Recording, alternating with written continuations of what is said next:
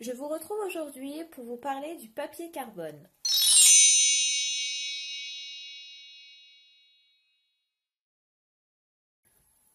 Pour devenir une experte en couture, il faut se lancer dans la création de vêtements. Et en couture, vêtements rime avec patron. Aujourd'hui, je vais vous donner deux manières rapides pour reprendre un patron facilement grâce au papier carbone. Concrètement, le papier carbone, qu'est-ce que c'est ? Le papier carbone, c'est tout simplement du papier qui nous permet de faire des transferts de nos tracés. Il existe plusieurs marques, plusieurs tailles, mais aussi plusieurs couleurs. Par exemple, ici, j'ai du papier carbone de couleur blanche et du papier carbone de couleur jaune. Souvent, le papier carbone est vendu en lot de 2 ou 3 feuilles. Cela coûte environ 5 €, mais le gros avantage du papier carbone, c'est qu'il n'est pas à usage unique. On peut donc le réutiliser plusieurs fois. Pour recopier un patron de magazine, il existe plusieurs supports différents. Le plus connu reste le papier de soie, dont je vous ai découpé un petit morceau ici. Il nous rappelle fortement le papier calque que l'on utilisait quand on était à l'école. On pose le papier de soie sur la planche à patron et on essaye de reproduire notre patron à travers le papier de soie. Donc on va venir tracer notre patron avec un crayon à papier de préférence. C'est exactement le même principe qu'un papier calque. Le défaut majeur de ce papier, c'est qu'il est très fin, très fragile et il se froisse vraiment très rapidement.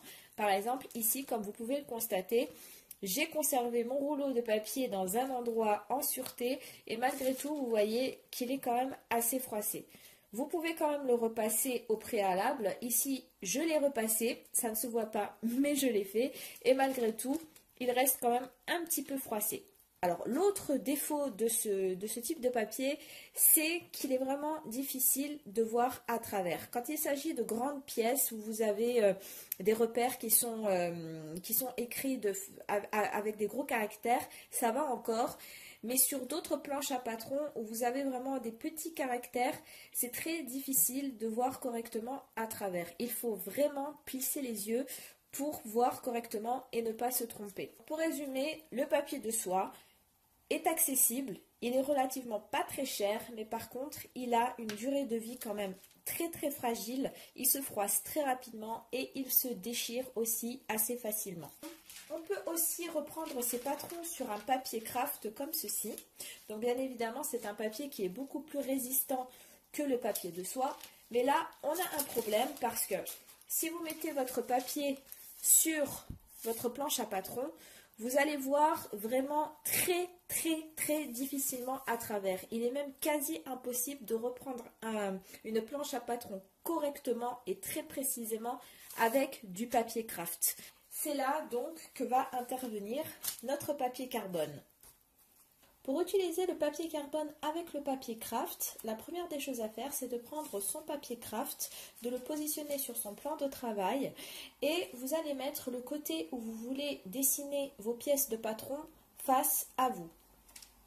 Une fois qu'on a placé notre papier craft, on va prendre notre papier carbone et on va placer la face carbone contre le papier craft. Donc, comme ceci. Ensuite, on va prendre sa planche à patron et on va venir la placer contre notre papier carbone. Ici, il faut faire attention que le papier carbone qui se trouve en dessous prenne bien toute la pièce à patron que l'on veut reproduire. Une fois que l'on a positionné son papier craft, son papier carbone et sa planche à patron, on va venir fixer le tout avec un poids de façon à ce que rien ne bouge. Vous pouvez également utiliser des épingles.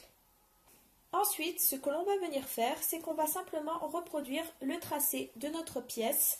Et pour cela, on va utiliser soit une roulette à patron, comme ceci. Donc avec la roulette, il faudra simplement suivre le tracé de notre pièce. Soit on va utiliser un outil comme ceci, c'est-à-dire une aiguille à crochet ou une aiguille à tricot. Alors pourquoi est-ce qu'on utilise ce genre d'outils? Parce que ce sont des outils qui sont pointus mais qui ne sont pas coupants. Du coup, on peut facilement faire le tracé sans prendre le risque de déchirer notre planche à patron. Alors pour cet exercice, je vais préférer utiliser mon aiguille à crochet et je vais venir reproduire le tracé de ma pièce à patron en appuyant légèrement, mais pas trop, pour ne pas déchirer ou abîmer ma planche à patron. Donc j'appuie quand même assez pour que ma pièce se reproduise correctement.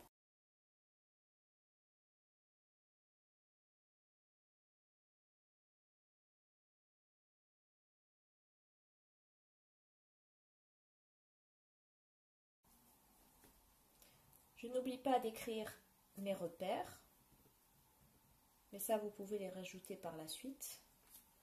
Alors, une fois que j'ai fini de reproduire ma pièce à patron, j'enlève le tout. Et normalement, on doit avoir notre pièce à patron qui s'est bien reproduite sur notre papier craft. Effectivement, on a bien notre pièce qui s'est reproduite sur le papier craft. Alors ici, comme vous pouvez le voir, j'ai utilisé du papier carbone jaune. Vous, si vous voulez avoir une meilleure visibilité, n'hésitez pas à utiliser du papier carbone de couleur foncée. Vous verrez beaucoup mieux sur le papier craft. Donc une fois que j'ai terminé, il ne me reste plus qu'à découper ma pièce. L'autre possibilité, c'est d'utiliser le papier carbone directement avec le tissu. C'est exactement le même exercice qu'avec le papier craft, sauf que là, on va remplacer le papier craft par le tissu. Donc, on prend notre tissu, on positionne le côté envers face à nous. Ensuite, on va prendre notre papier carbone et on va le placer face carbone contre l'envers de notre tissu. Et on va venir... Donc là, j'ai fait un tout petit patron, un mini patron. On va venir placer notre pièce de patron. On fixe le tout avec un poids. Et ensuite, on va reproduire exactement le même exercice. On va venir tout simplement refaire le traçage de notre pièce avec notre outil. Donc soit votre roulette, soit comme ici, vous utilisez une aiguille à crocheter.